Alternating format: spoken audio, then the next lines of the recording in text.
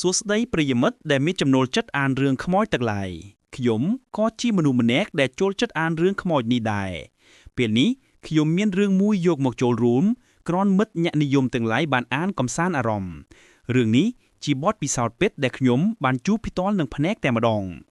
កាលពីខ្ញុំមានអាយុ15ឆ្នាំខ្ញុំចូលចិត្តដារនេសាទណាស់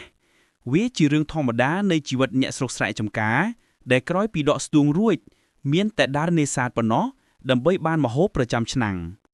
មានថ្ងៃមួយនោះខ្ញុំនិងមិត្តភ័ក្តិ4នាក់ទៀតបាននាំគ្នាទៅបបកត្រីនឹងឯស្ទឹងដែលនៅឆ្ងាយពីភូមិប្រហែលជា3គីឡូម៉ែត្រក្រោយពីបបកអស់មួយប្រលប់ធំឃើញថាម្នាក់សុទ្ធតែបានត្រីគ្រាន់តែតិចនឹងច្រើនប៉ុណ្ណោះព្រោះបើអ្នកណាអង្គុយចំកន្លែងត្រីដាវច្រើនក៏បានច្រើនជាងគេបន្តិច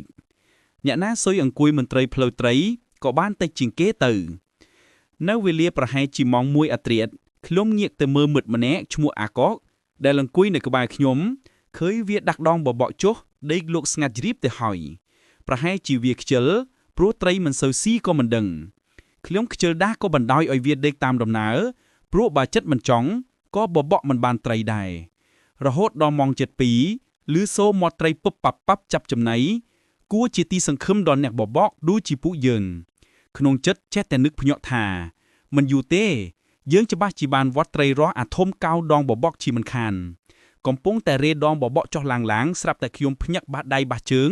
រហូតរបូតដងបបកធ្លាក់ចេញពីដៃព្រោះតែស្លុននឹងអាកកដែលស្រែកចំទាល់បាសពេញទំហឹងជាងនេះទៅទៀតវាព្រមទាំងស្រែកថាអេទូកខ្មៅធូមណាស់វាកំពុងតែមកហើយប្រញាប់រត់គេចឲ្យលឿនឡើងខ្ញុំនិងមិត្តភ័ក្តិ3នាក់ផ្សេងទៀតឆ្លេឆ្លាប្រញាប់រត់ទៅមើលវាពេលឃើញវាស្រែកផងចងល់ផងដូចជាវានោះបានឃើញអ្វីពិតមែនចឹងប៉ុន្តែសម្រាប់ខ្ញុំនិងមិត្តភ័ក្តិ3នាក់ទៀតអត់មានឃើញអ្វីសោះពួកយើងក៏សន្មតថាអាកកវារវើរវាយតែប៉ុណ្ណោះប៉ុន្តែមើលទៅអាកកវាមិនព្រមឈប់ត្រឹមនឹងឯណាវាធ្វើជារត់គេចដូចជាមានអ្វីដេញបុកវាអញ្ចឹងមែនពួកយើងឃើញដូចជាមិនសូវស្រួលក៏បបួលគ្នាត្រឡប់មកផ្ទះវិញបើនៅបបកតទៅទៀតក៏មិនបានដែរគ្រូត្រីវាផ្អើលរត់ពួនស្ងាត់ឈឹងអស់ទៅហើយពួកយើងម្នាក់មិនអស់ចិត្តសោះសង្ស័យតែអាកកវាប្រឌិតរឿងឡើងបញ្ចោតគ្នាឯងលេនព្រោះតែវាចង់ទៅផ្ទះក៏មិនដឹងព្រឹកស្អែកឡើងខ្ញុំដើរទៅរកអាកកនៅឯផ្ទះពេលទៅដល់ឃើញវាអង្គុយយំទឹកភ្នែកទឹកសម្បូរហៀទាំងទឹកមាត់ដោយមនុស្សឈួតបន្តិចវាយំបន្តិចវាសើចជួនកាលវាប្រាប់ឲ្យមនុស្សនៅក្បែរវារត់គេចដោយស្រែកថាទូកខ្មៅមកហើយរត់គេចឲ្យលឿនឡើងក្នុងថ្ងៃមួយគ្នានោះអាកកវាប្រាប់ថាវាចង់ស៊ីមាន់ស្ងោរស្ទើឆាន់ស្ទើឆៅម្ដាយរបស់វាក៏យកមកឲ្យតែវាប្រាប់ថាមាន់ស្ងោរតែមួយវាស៊ីមិនគ្រាន់ទេទាល់តែ3-4ឯណោះអ្នកស្រុកខ្លះនិយាយអាកកវាភ្លើអ៊ឹតបត់តែប៉ុណ្ណោះ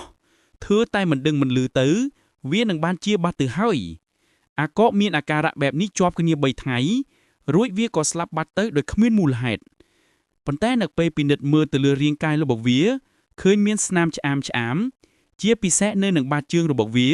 មានស្នាមជាមខៀវយ៉ាងចម្លែកបើតាមមនុស្សចាស់នៅជិតខាងប្រាប់ថាអាកកត្រូវខ្មោចព្រាយយកនៅទៅជាមួយខ្ញុំទើបគិតឃើញថាខ្មោចព្រាយដែលយកអាកកទៅនៅជាមួយនោះគឺប្រកាសជាព្រាយជិះទូកខ្មៅមួយគ្រឿងដែលអាកកវាឃើញនោះហើយចាប់ពីពេលនោះមកខ្ញុំនិងមិត្តក៏លែងហ៊ានទៅបបកត្រីនៅស្ទឹងនោះទៀតព្រោះខ្លាចទៅបាននៅជាមួយអាកកនៅស្ទឹងនោះដែរ